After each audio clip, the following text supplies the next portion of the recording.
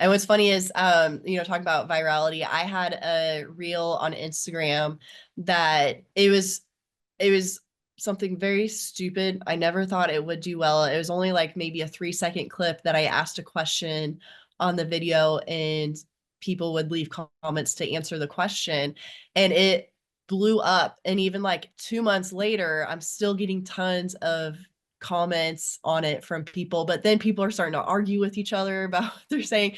But the point is, I didn't really gain much out of that as far as like new followers or anything like that. So is that something that racers should try to focus on, or should they just try to be, focus on being consistent, providing value that would show them as being a good brand ambassador for potential sponsors? I think both.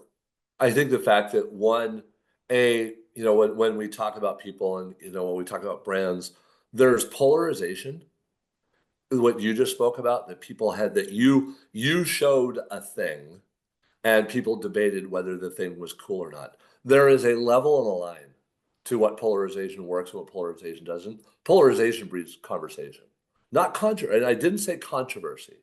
You do not need to be controversial. You can do something polarizing. Kawasaki versus Honda is polarizing. Ford versus Chevy is polarizing. Asking those questions of getting that engagement of, are you a Chevy guy? Are you a Ford guy? What do you think of this color? And it's, a pink 70 CUDA. A pink 70 CUDA is polarizing. That breeds comments. A pink 63 Corvette is polarizing. But there's a beautiful, one of the first pro touring Corvettes ever was a 1963 Pepto-Bismol pink Corvette. It's polarizing. It sparks conversation. If you are able to spark conversation with your followers and your fans, that's part of what you're doing, is creating a conversation. And that's the one thing I want to continue to at home, creating conversation, creating an ecosystem, and creating a community, and thinking of yourself as a channel rather than just a page, which page kind of implies that it's just a wall of information. You want to have this source of entertainment information where people come to discuss and debate and encourage and do all those things. But when you talk about being a brand ambassador, if you are a racer, you have to still make it.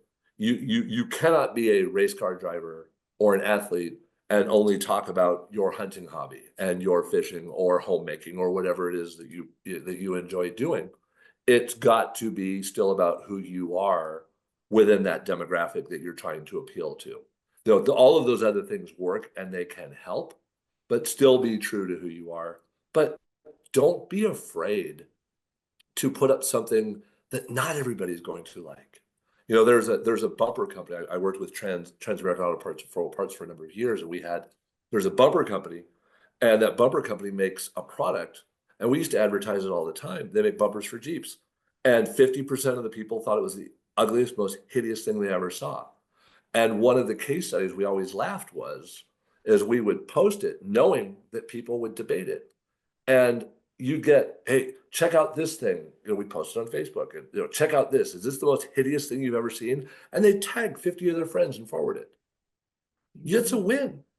Yeah. You know, some of the best advertising we did when I was at wholesale distribution was for a floor mat company that made rubber floor mats imprinted with logos of NFL teams.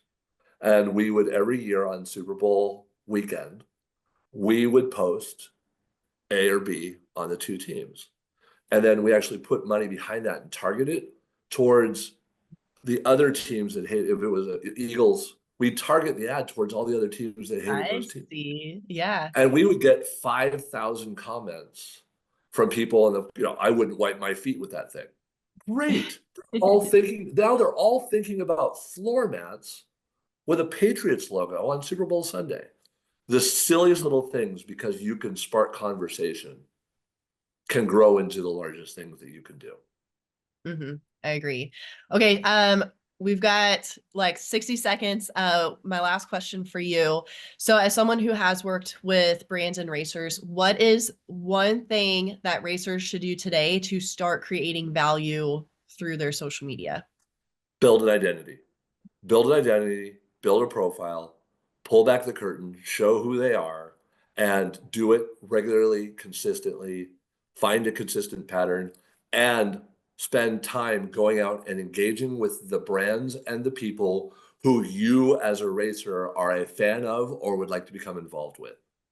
Leave, go out, engage, do all of the things on your own channel, but leave your channel and go out into the world and knock on all the other social doors and announce your presence. Mhm. I love that. Mic drop. I hope everybody took lots of notes because Patrick told you exactly how you can grow your following and rank higher with the algorithms. So thank you so much, Patrick. Thank you. Appreciate you guys having me on. Yes.